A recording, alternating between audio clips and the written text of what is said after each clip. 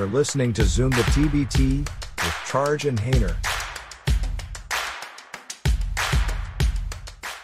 This is Zoom the TBT of Charge and Hayner. We have taken our sweet ass time getting started. Charge, what is going on?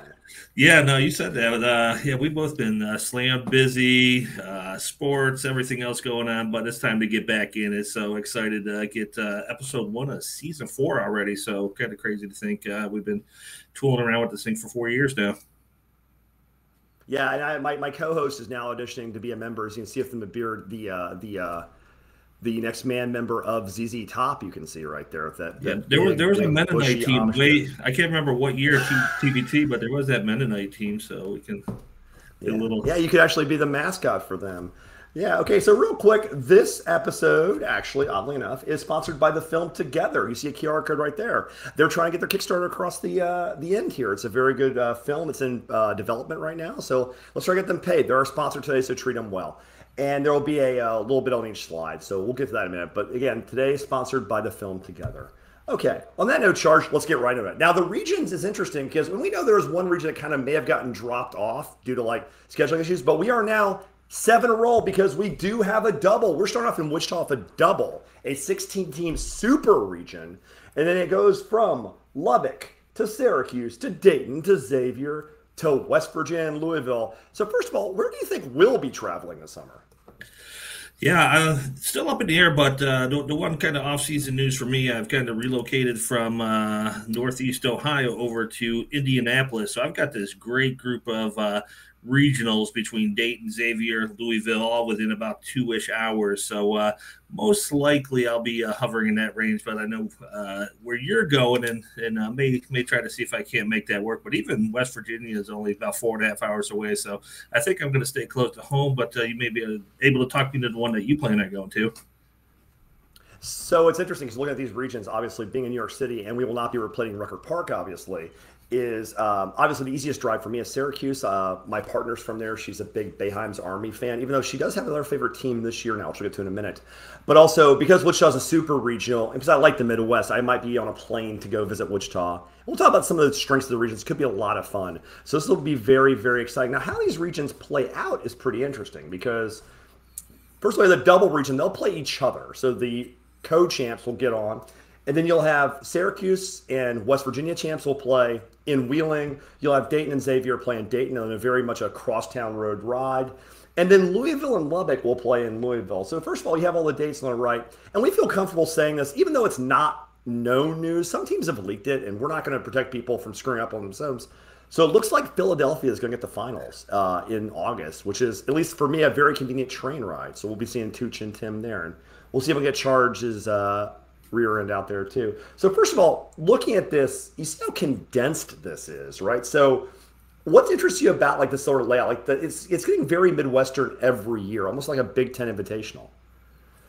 Yeah, I mean, I think people would love to see some sites out west, whether it's LA, obviously.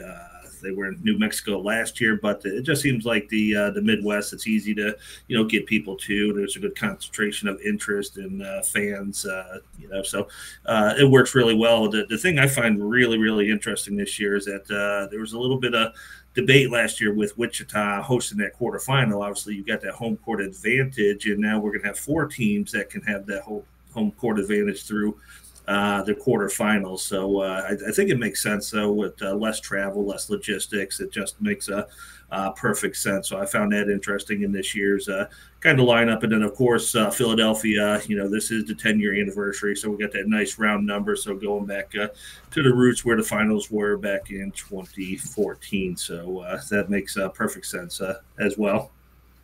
Should be a lot of fun. And there wasn't no home team cooking in Wichita. It's not like they had a steal that was really a football tackle to win a game. That the refs never decided the game in Wichita. It never happened. So obviously completely fairly refereed. There was no football tackles in the game. Never happened. Never happened. Very condensed schedule though. July 19th to August 3rd. I mean, this is a basketball festival. It's 2 weeks and change. A lot of fun. You can get a lot of hoops. You can OD on hoops, which is always a lot of fun. Okay, so we're going into this. Now, first of all, before we even announce the host, Charge, it's a good time to say the hosts are obviously chosen, but what are is the selection committee, of which we should really be on, that's besides the point. What is the selection committee looking for in a team? Yeah, so we've talked about this in the past, and TBT is very, very clear, very upfront with what teams should be doing now. And the three things that teams should be absolutely laser focused on is building their social media presence. So we talk about this every year. It's not always the most talented team that gets into the TBT, but it is the good stories, the ones where people want to come out and watch and support their team on ESPN, ones that have NBA type players, celebrities backing them, boosting them, things of that nature. So building that social media presence is really, really big. The other thing is obviously having a team. So registering your players, everyone should be working on that. And I believe the number increased this year. You need to have 9 players by June 1st. And in the past, I believe it was 7. So someone could fact check me on that. But you need to have 9 players by June 1st. Obviously, that goes with the reliability factor. And now that we have the 32 teams kind of getting auto bids if they choose to do so. But the thing that's come up more and more the past couple of years is going to be fundraising. So TBT obviously looks at this, and they're going to be looking at people's ability to fund a team before they accept them, and that's minimum in that $25,000 range. And they get good tools to do this with the sponsorship packages. So it's not someone that has to have $25,000 cash, but you can go out there and use the sponsorship opportunities that TBT provides. But those are the big 3 this year that I've been hearing is the social media presence, the registering the players, and getting that fundraising going. Yeah, I mean, reliability, it's interesting because there's always, every year, one team has to withdraw. I always like mentioning Tubby time because obviously Tubby Smith put Memphis basketball in the dirt, and then they got a bid that weren't able to follow up with it. And then I always find them like, we'll be back next year. I'm like, you're never coming back again. You ditched a bid. You're gone. Like, that's it. It's been nice knowing you, except it wasn't. So let's get into the hosts real quick. So first of all, the 8 that are already in as hosts. So they only aren't already in. They just are actually the hosts. So those top 5 actually hosted last year. Aftershocks were hosting Wichita. Zip 'em Up, the Xavier, our friends Jason Meyer and those guys in Cincinnati. Bayheim's Army, where I will be with my partner, watching them try to re-get their region back from Buffalo. Best Virginia has hosted this, I think, in perpetuity until they're done with them. And the Red Scare, Dayton's been a great crowd. They were wonderful last year. It's a great place to watch basketball. The new host at the bottom, Kansas with Mass Street's pretty interesting. I guess it's the replacement for what was it, Self-Made. The Air Raiders, a very strong team with one of your guys. I know you love Mooney, going into Lubbock. And then, of course, the Ville. And I'll just announce it now. They're a bounty. If you knock out Ville, that's my bounty this year. I hate Louisville. So come on the show and yell at me, but I hate them. I hate Pitt and Siva. I hate the entire city, state, all of it. So man, he's on all the bounty on TBT day calls. 1. Oh my goodness, bounty day 1. We're done here. Like I got a bottle of Jack on the winner. Screw them. Done here. So really, Charge, let's get into this though. Of the new hosts, which are you most intrigued by, either as a region or a team?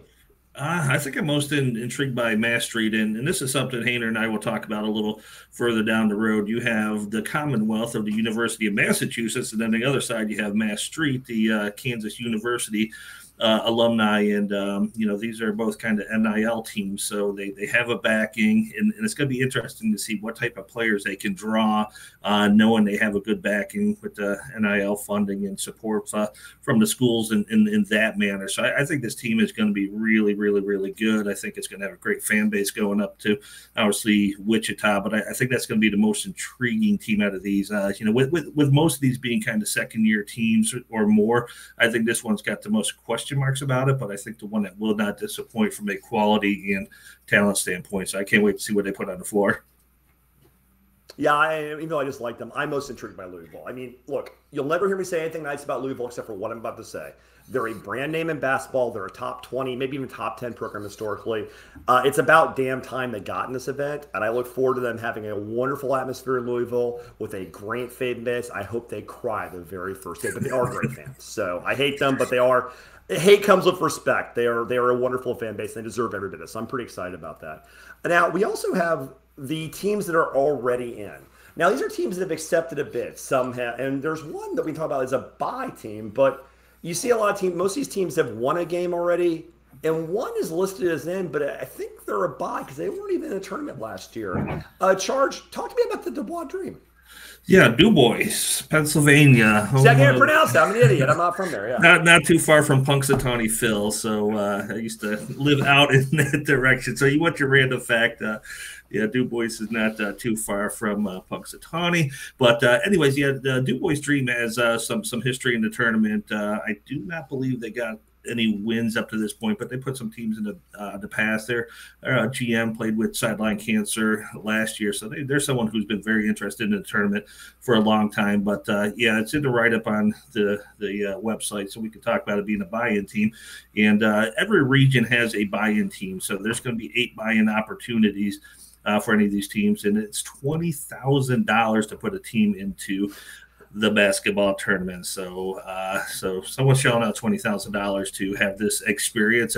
And so far, we haven't had any buy-in teams really go deep in the tournament. Team DRC's bought in the past and done fairly well, but then you have the Vakani City or whatever that was the one year, the Vakani fame. But none of the teams really have stood out.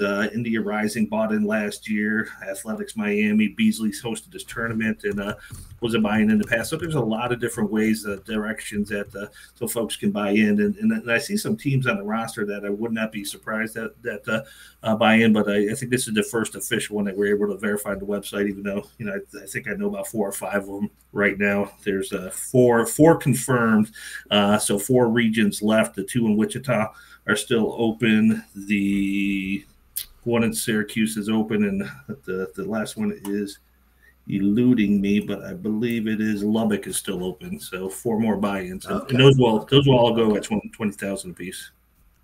That's interesting. So 80 grand of the purse is already covered. Actually, it's pretty interesting. By the way, I have heard the Beasley tournament's happening again this year, so there will be a buy-in from that as well. Yeah, and that's always exciting for some of the teams. I think, yeah. So we should do a preview of that, actually. That'd be a lot of fun. On this list, you also see the defending champs. Blue Collar U is coming back, obviously. Some really strong teams. TNT is always solid. Friday Beers is coming back ready for Bear. They're going to be loaded. Surprise fun team HBCU is coming back. Our friend Ott's coming back with Herd. Sideline's always really strong. Arkansas might have a roster loss, possibly, which might be interesting to keep tabs on. We won't get into it. Yeah. Heartfire's always strong. Yeah, and hey, War Ready won a game. War Ready won a game. So they're back. Oh my God, they won a game. It's like shocking. Yeah, I saw also you see Marcus. Marcus Smart's team, yeah. So they're in early on the tournament, but unfortunately, his shot just a little bit late this afternoon. It did not fall. They lost to the Sixers today. It happened. But I mean, I love the 32 teams having the opportunity to auto bid because it shows they're reliable. They put a good product on the floor and kind of cuts through some of the chase.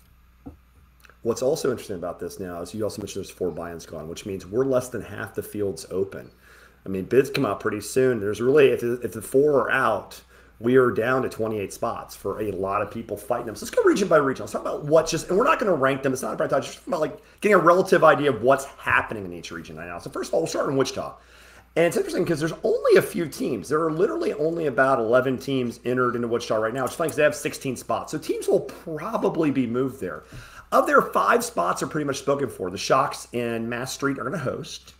The Kansas alum, and Omaha Blue Crew, which is the Creighton alums, I believe, right? Creighton, yeah. And then Purple and Black, and then Heartfire. Buddy Mike Iuliano is coming back with Alfonso Ellis, and a lot of really good players, a lot of G League studs, a lot of really good European players. Now, of these applications, which of these teams intrigues you the most as a new team? I mean, I have an obvious answer, but I think we're going to share it too. What do you got? Yeah, so less Mass Street, obviously, but I'm not going to talk about the one you're going to pick. So, but yeah, once again, the one thing we do want to kind of keep talking about is the buy-in teams. There was a Puerto Rico team rumored to be a buy-in team last year. It never came through. So I got a feeling this could be one of the 2 buy-in teams out here. That's a sick logo, too. In Wichita. That's a sick logo. Yeah, and they got a team in the TST, too. I believe the same GM, if I read that right. So I think they're very involved, very engaged. So I think may end up here somehow, some way. But, I'll let you talk about the team that you're most intrigued with. But Wichita, we see it every year. It's one of the best regionals. It's one of the best, experiences, environments, and it's kind of out there in the middle of nowhere. So you will see teams go to Wichita. So we won't see it right now because, but once TBT starts, shuffling the deck, and you'll see some of these regions that are jam-packed, people are going to raise their hand and want to go to Wichita later. So it's not the first choice, but it's the choice for a lot of people because either you go, you travel, or you don't get a TBT. So this will fill up in a hurry. Wichita has more fans in the stadium than Connor Frankamp has hairs on his head usually. The team I'm most intrigued by, he's gonna find me and kick my ass if I go there. It's like, he's calling me bald. Yes, I'm calling you bald. No, Show Me, which is the Mizzou squad. Obviously, one of our friends, the other podcast, Inside, Zoltan's an alum of them, so we'll probably end up seeing him with Shocks. I can't imagine he's going to let his Tigers go there without some subterfuge support if they're able to get a team together.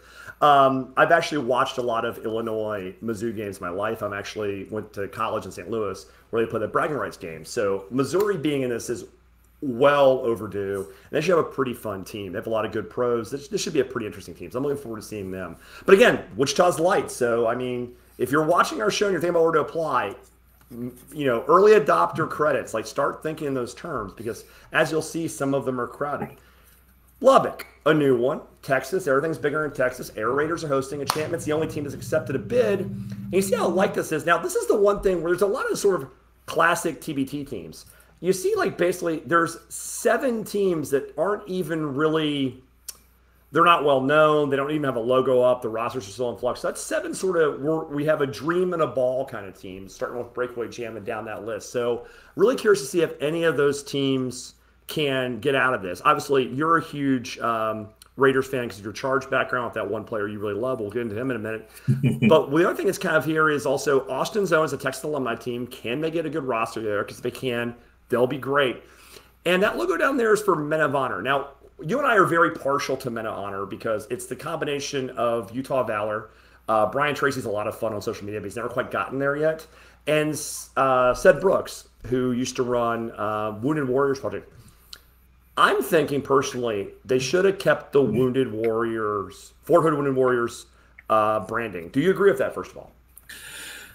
Yes. This is going to be like the 3rd or 4th name change. Wounded Warriors have had a little more success in the TBT than Utah Valor originally, than Men of Honor, and so I definitely think I would have kept the Fort Hood Wounded Warriors, and but I do like that they're trying to do something a little bit different here because it's still an uphill battle for these guys. But I do like that they're kind of merging these 2 teams that have been on the cusp for the past 2 years, both quality people, quality players.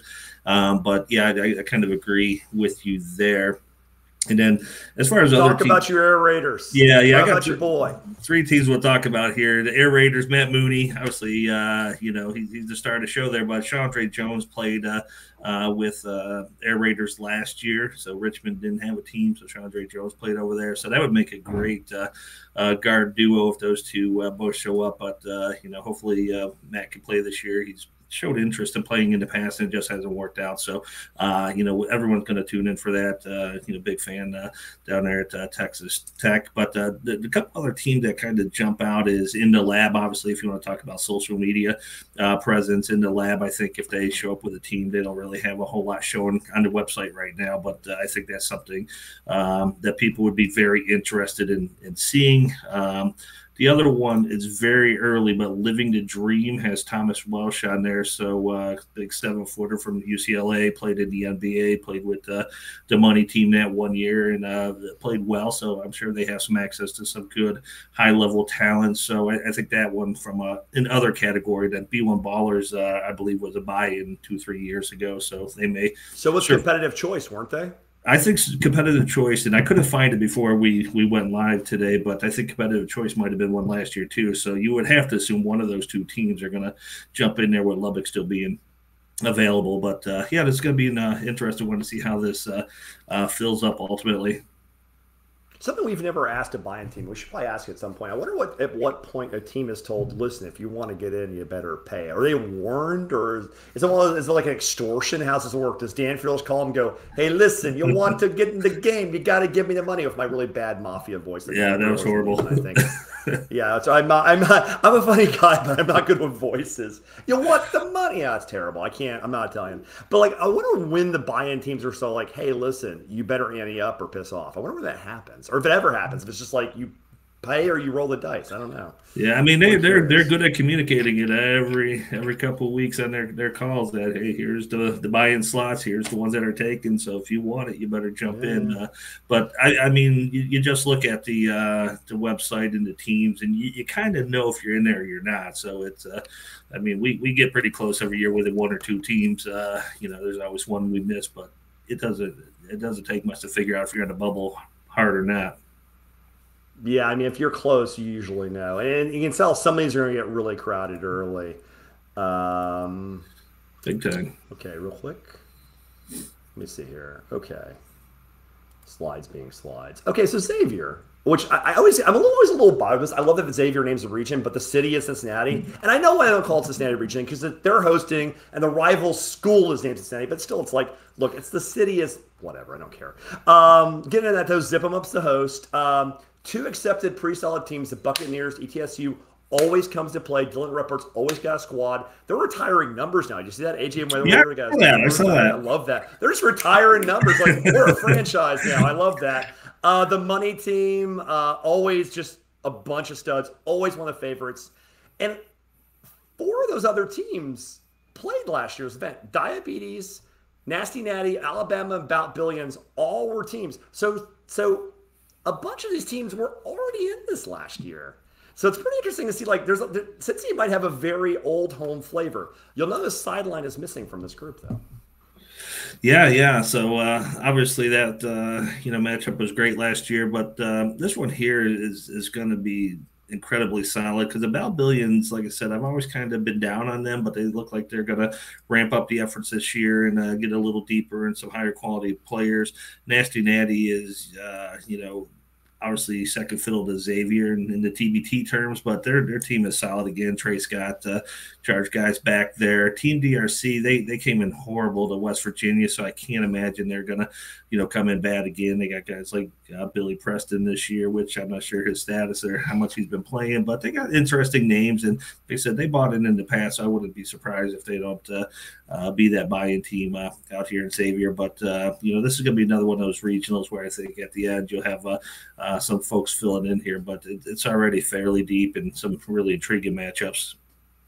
Also, bonus points for those of you who want to travel to this. Obviously, a lot of the fans are local, but if you're one of those people like us who really wants to go, since he's very condensed schedule, Friday, Saturday, Monday, you're out. You're there 3 nights, you're gone. You get a lot of basketball for your money. So it's interesting to see how the schedule affects this too.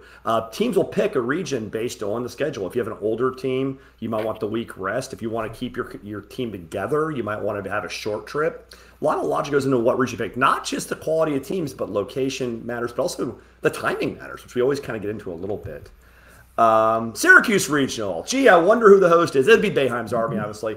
I do find it interesting that Boeheim's gets a hosting thing, and the defending champs, Buffalo, don't. But I guess there's something to do with the gym not being air conditioned or something. There's always a reason. Yeah, I'm not sure. There has to be a reason why, because obviously I think everybody's has expressed interest that Blue Collar U should host a regional, and this would have been the year to do it, if not the year before. And the defending champs, gotta say it. Yeah, it just hasn't happened, but it's always a good show up there, and Boeheim's is going to come out with a good team and try to make that run to the quarterfinals. So I think that's what they've kind of set the tone for. Let's not call it NIL money previously, because they were buying players that were not alum, but. But they're going to put up a good team. The Syracuse alum. They'll put up a good team and be able to hopefully get those guys to the quarterfinals if Blue Collar obviously has something different to say about it. But here's where me and Hayner were talking before the call. It's pretty wild, is that you have Boeheim's Army, then you got 1, 2, 3, 4. So you're already up to 6 teams here. And then on top of that, you're going to have somebody buy in. India Rising bought in last year, so let's just assume it's them. Cape Town Tigers is, where Zaire Wade is playing right now. So will they buy in and bring their whole team over? Does he play? That gets a little more interesting. But these are all good, reliable teams. When you look at D3, you look at Peacock Nation, you look at Mental Toughness. These are all, tried and true. And then you got, Commonwealth, the UMass team, which is a really good team as well. So this goes deep. And in case you're tracking where your favorite team, the Brooklyn Vultures, went, they did have a name change this year. So they are now the Empire City Bison. So if you're I forgot about Vulture that. fan, yeah. And the only other thing to look at here is Team Gibson. It's supposed to be based on Taj Gibson, and they got Isaiah Whitehead, Vanderblue, which we know Golden Eagles have already said they're not returning. So that could be an interesting team, especially if Gibson is really vocal, gets behind a team and promotes them. And then you still got some of the smaller schools like Rhodey Way that took. James Madison a couple of years to finally break through. So some of these smaller alumni teams may not break through the first year, but this is just an example. Hoops for ALSF. This team has been trying to get it forever, and they're good folks and well organized. It won't get in Syracuse. But it's not going to happen in Syracuse. So just seeing what we're dealing with there. Go somewhere else. Yep. Wichita. Yeah, it's interesting. So we get to lock this up now. Boeheim's is in. Those top 5 are all in, and they're all not going to move, I think, because that's where they want to be. So that's 6 teams in. Commonwealth's going to get in. So that's a good story. They got some LI money, and Massachusetts is the closest thing in Syracuse. They're in. And then you're going to take Rhodey. You're going to take Peacock because it's a local sort of school. You might take Rhodey if they get a good enough team, and they're also got local fans. So that's going to mean that the other teams have a chance. But like D3 was in Wichita last year. Maybe go out to Wichita. Mental Toughness and Hoops of LS are charities. They don't have a local fan base tied to a city, so they can pack their stuff. India isn't local to Syracuse, so they can pack their stuff. So there's like 4 or 5 strong teams there that don't really have much of a chance of getting in the region they applied to, but are right to move. So this one's going to be a lot of, you can kind of tell the 6 or 7 or 8 that are going to get in, but there are like 12, 13 teams of the sport with legit chances of getting into the stands. Oh, yeah, this is tough. And then the buy-in's always that wild card. So just when you think, hey, I'm right on the cusp, buy-ins happen and you're out. Yeah, it's pretty interesting. It's always there's a couple teams I've heard that have already said I heard one GM. He won't mind me saying it. I won't say the team. I heard one GM say, "We don't care what region you send us to. We just want the best seed you'll give us. We'll go anywhere provided you give us an actual path to some wins," which is a fair answer. I think it's a pretty interesting way of putting it. Okay, Louisville. Starting off the host, the evil demon spawn that is Louisville's fan base, the Ville. I hope they lose in the first round. Probably to one of these other teams. You got Fort Wayne, obviously really classy, friends of the program. Garrett Marks was a great team. The Gutter Cats coming back. Brandon Foreman runs a great team. That's going to still be the Hines guys probably. They're working out their funding. They're trying to figure out what's going on. They still have a strong team. Much stronger team than the NFT market would dictate. War ready. They won a game finally. Yay. They finally got off the snide, so they're back. And then some teams in the bottom are pretty interesting. Those are all really interesting teams. Like, get some good people out here, but like Airline's a powerhouse, but they didn't win the first round last year, so they actually have to get in. They will probably, but like they have to get in. The guys are entertaining, and the underdogs always come to fight. So, Charge, of those teams that are at the bottom of that, what of those 5 teams shown really intrigues you? Just because you kind of referenced it earlier, Jackson, Tennessee underdogs. They're not an underdog, but what we're hearing about their roster construction this year and some of the players they're pulling in is going to be ridiculous. And so, new starting point guard. Possibly. Because what's interesting is you have Tennessee Outlaws, which is also a Jackson, Tennessee-based team. So just kind of leads me to think not room for 2. Maybe, not room for 2, but I think it just kind of showing there's a little bit of a split going on there. So I'm really intrigued by what's to come, which next week is the big player reveal week for the TBT. So I don't know if that news will come out early next week, but it's going to be pretty cool. But all 5 of those teams that we have listed there, the guys with that great social media presence, great brand of basketball, and very talented, Gatorverse new. There's no way you're going to turn down a big college program if they come right. And then the crew, they're well organized and solid team as well. So it's going to be another tough one, but this is going to be a fun one though. So I go down to see the champs. Now that I'm an Indiana guy, I gotta go support Garrett and my Indiana folks, and Brandon and Matt, and so I definitely, the Matt and Jacob from Everline. So I definitely think I'll be making a trip to Louisville at some point. Yeah, I also want to. Also, Everline has a new fan. My partners decided that they're her first or second favorite team now, which is pretty funny. We'll get into why. Wow. It's kind of hilarious. Yeah, so Everline has picked up a new fan, which Very is pretty nice. interesting. Yeah. So I was gonna wear the Everline T-shirt, but I want to like be a complete jerk about it. I actually, the underdogs, like being from Memphis, Jackson's very close to Memphis, Tennessee. They're the closest thing to a hometown team I have until somebody runs the Memphis team. At some point, somebody's going to have to me probably. But, yeah, that's always a fun team. I love their brand of ball. Everline's always good. But I really, honestly, I think this would be really wide open. I think this could be a lot of really fun games because these teams already – this is our bracket. You can kind of start to already see the bracket. Like, this is going to be your 8 teams will come from this list. And – that's going to be a lot of fun. I mean, an Auburn-Florida first-round game might be a pretty entertaining, up-and-down, crazy game. You know, that might be a lot of fun. So, I see some strength there. So that could be pretty fun. It could be a lot of fun. Let's see here. Okay. So West Virginia. Now, we've been to West Virginia the last 2 years. Unfortunately, the schedule will probably keep us both, at least me, from there. Maybe you'll get there. I won't probably get there, which is a bummer because I love it. And especially looking at, again, how low it's going to be. And again, this is another region that's too crowded. And you see a theme. Like, there's a couple that are light. A lot of those are too crowded. Some fun stories there. The Dream already in, you mentioned, which is crazy. TNT's loaded. Beers are loaded. Ott would like us to believe that's loaded. Our buddy Ott likes us to. The soon-to-be counselor Ott Elmore, Esquire. And, of course, Sideline's always loaded. I mean, they're always really good. Because they've decided they're going to rock the black hack and go from good guys to bad guys. They don't care anymore. They're just here to win. So, again, there's 6 teams. That's locked. And then you've got a potential Georgetown alumni team here on Dog Talk, whatever that is. The Founding Fathers, D2, Happy Valley, the Penn State alum. They're right there, so they have to get in.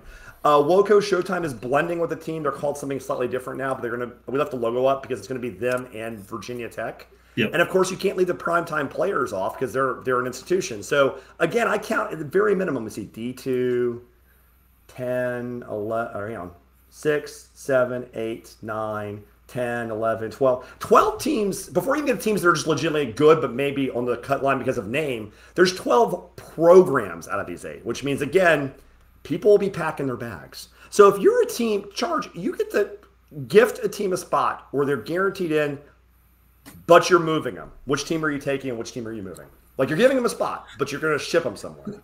I bet we have Yeah, I think D2's automatic. I think what they've done in the past, and their program has always been top notch. And when you say move them, they fit that kind of they can go anywhere. They're not tied to a city. But when you start looking at some of these teams, I think Happy Valley has to be in. You put Zoo Crew as others, but I think Zoo Crew has to be in. They've already started forming their roster. So Jamel Artist from Sideline Cancers moved over here. You got Gary McGee, who's played with Heartfire, has played in the TBT for a long time. Luther played with Heard That for a while. So they've got good talent, and I'm sure that roster is going to fill out even stronger. So this one's a nightmare. It really, really, really is. So and it doesn't make sense for some of these teams, for like a Pittsburgh to go out to Wichita or a Happy Valley to go out to Wichita. So I think we're going to figure out a way to fit some of those teams in there and then possibly shift around. But we haven't even really talked about Florida TNT and Friday Beers, the team formerly known as Armored Athlete. And so this thing is stupid good right now. But I would say D2's a lock if they want to be in and travel. I think I was going to – actually, we didn't pick the same team. I agree with you. They're pretty much close to lock if they're willing to move. And there is room in Wichita. I was going to pick the primetime players. And they're not going to be the best team, but the two things they've always done is they've always played hard, and they've always been willing to be a team player and go where they had to go. So if Chris Thomas wants to get his team in, even though they didn't even try last year, decided to take a year off, because of their history and also because of the fact they've always been willing to fill a spot where needed, I think he can pencil them in somewhere. but it probably won't be West Virginia. Yeah, that's a tough one. It's just as things have evolved. Has the event outgrown the primetime players? I mean, the primetime players can compete with anybody, but with the funding and the quality of the teams have just gone up and up and up, and it's a tough decision. But I think it's going to be a tough road for primetime to get in unless once again last minute type of stuff. Are they down on our bubble watch now? Are they on our bubble beginning level now? Is that where they're at now? I certainly hope not, but it could be. Like I said, especially if we're talking West Virginia. So if we're talking West Virginia, it's West Virginia. They're out. There's no way. They're done. And you can't move everybody. There's only so many spaces. I can give you the 8 in West Virginia. Yeah, I mean the 6 that are already in Happy Valley Zoo. That's your 8. Yeah, and then you still got Jake. I mean, if you're not one of those 8 teams, move. Well, you still got Fountain of Fathers and Georgetown. So how do you get rid of one of those teams either? So it's just.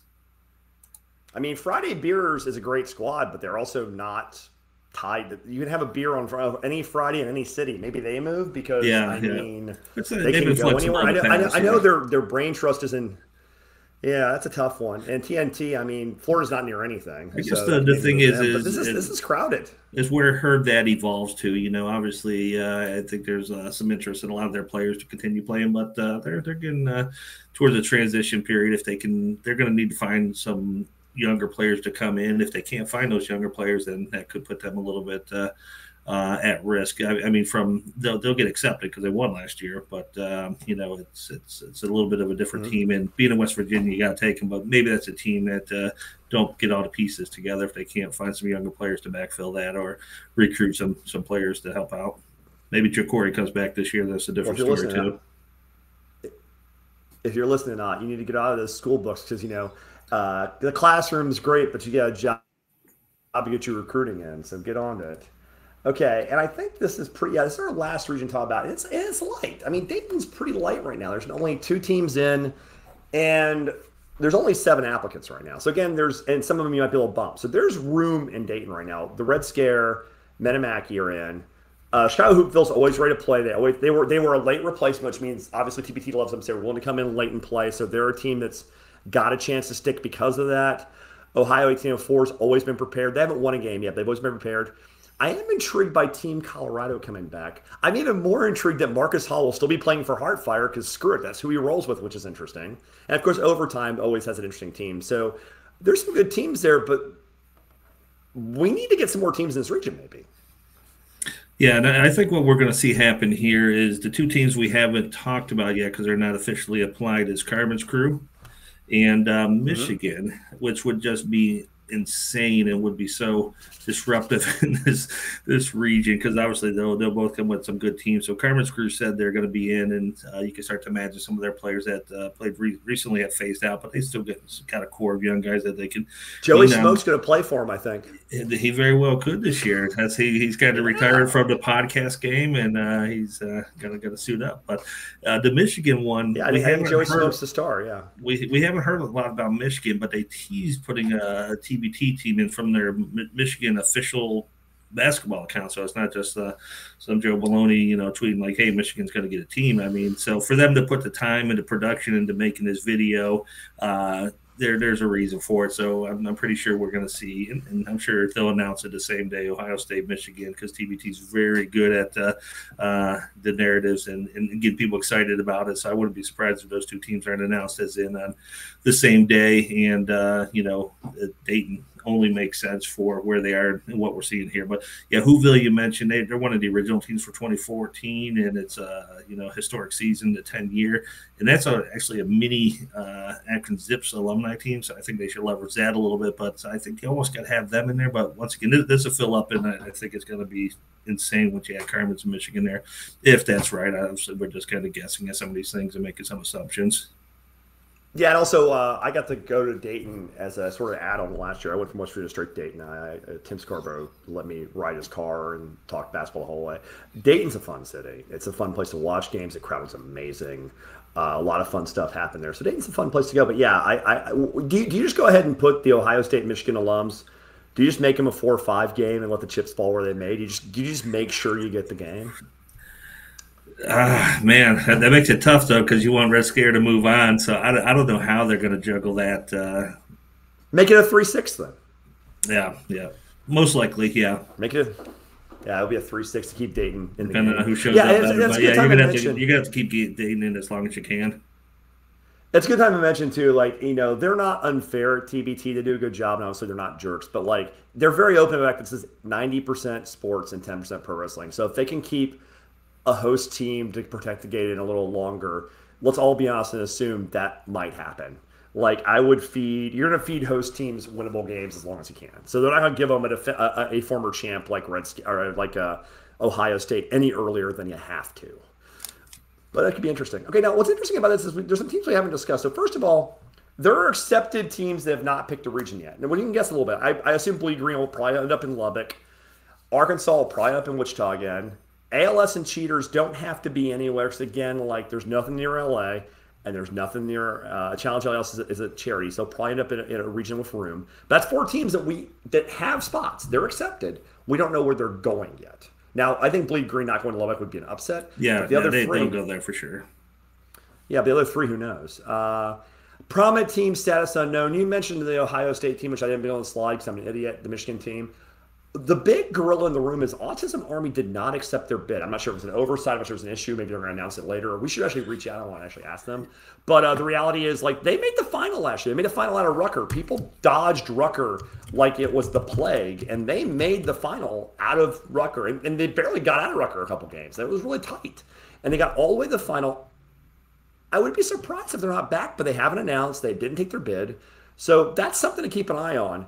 The alumni teams, Golden Eagles, we already know are out, but like we want to mention them because they're worth mentioning. Always a Brave, Brown, White, always us. They've all been in before. We probably would have heard something.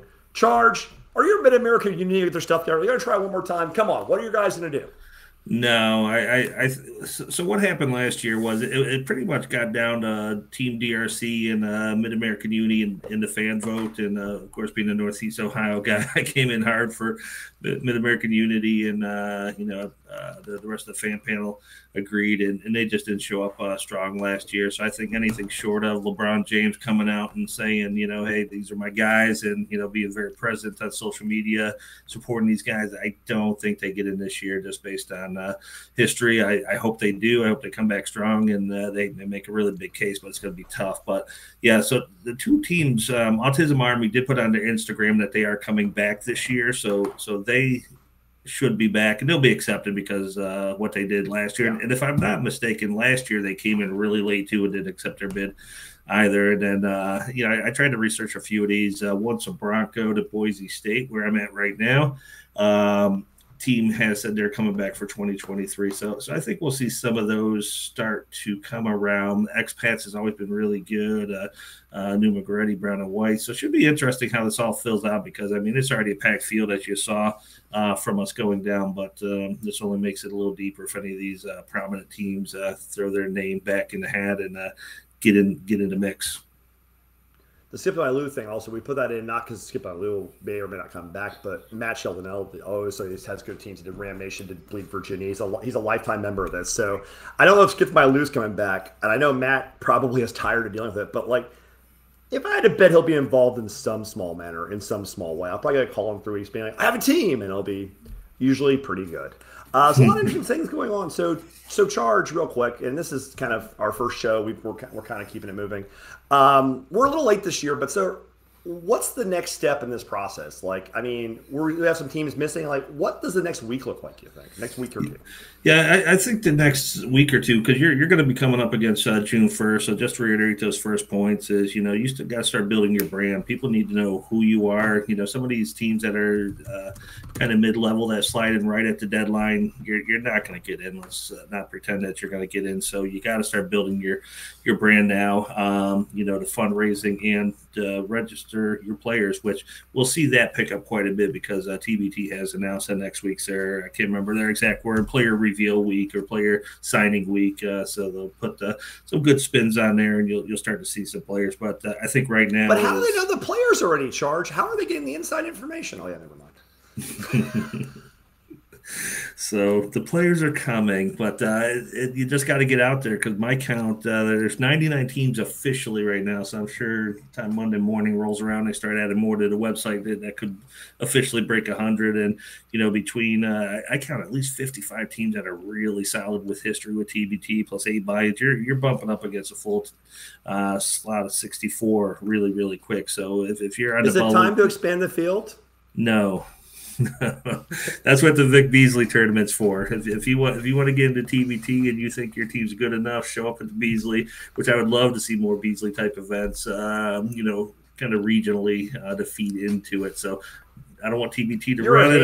I don't want jamborees. I don't want none of that. I want. You're a hater. I want a path, but not through TBT. You're a hater. So on that note, Charge, what's next for us? I asked season 4, episode 2. Should we do a bracketology next? Is that what next? Yeah, well, we're going to be getting pretty close to the bracketology, and so those are always fun. And that's to your point earlier. That's where we start to get the hate mail, and and that's what makes it fun. We just have a good time doing it. We call the shots the best we can based on our semi. Knowledgeable selves in the TBT world, plus kind of what we hear out there and kind of where things are going. Also, what we make up. Oh yeah. We'll guess. We don't know. We have no shame in guessing, or we'll put it out. And we'll just outright lie. We don't care. Yeah, I mean, we're not journalists. We don't give a shit. Okay, so Charge, it's a pleasure. I'm glad we were able to finally get started due to the fact we both have work lives and are adults and all this other bullshit. But we're on. Season 4 has started, so let's start kicking some ass. Great to see you tonight, buddy. Have a good one, man. This has been Zoom the TBT, episode 1 of season 4. Let's get it on. Hope you enjoyed listening to Zoom the TBT with Charge and Hater. Subscribe to YouTube, follow on Twitter, and give us your money.